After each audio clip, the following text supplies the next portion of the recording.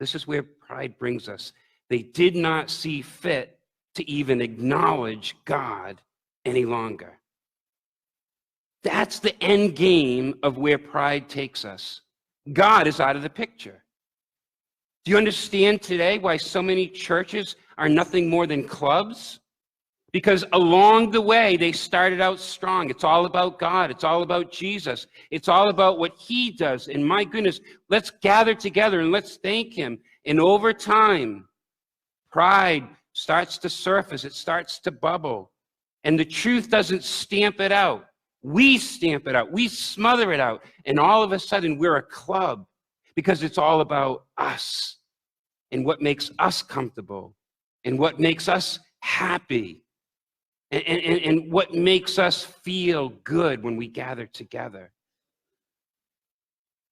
This is why we say to our worship team, don't take us down the road of singing songs that are about being happy and good and joyful. Lead us in songs that are about God, about Jesus, about praising him and thanking him and reminding us that he is who he says he is, that he is the creator of all things, that he is the designer of all things, that he is the God worthy of all praise.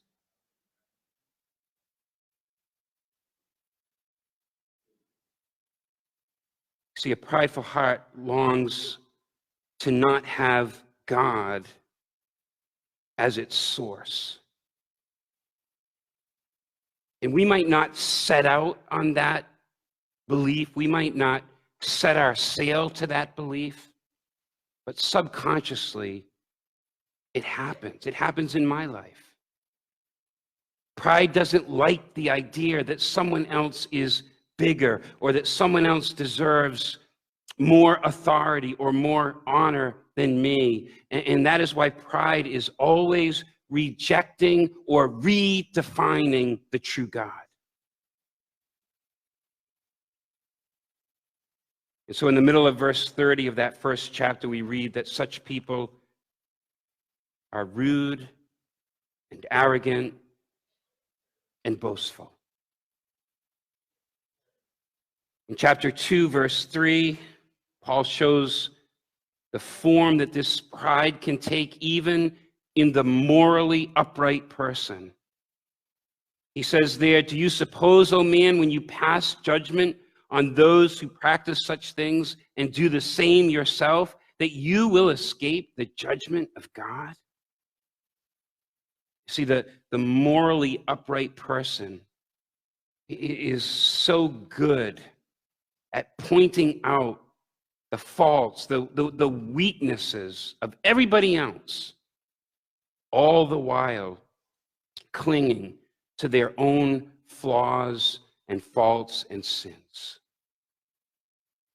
So when Paul finally comes to the end of his long indictment on the human race and where pride can take us, where pride has taken us, he says in verse 18 of chapter 3, there is no fear of God before their eyes. There is no fear, no honor of God before their eyes. And so I'm the captain of me. I'm the captain of my fate. I'm the captain of my life. Life is all about me and what I like and what is mine and what I want, even in the name of religion.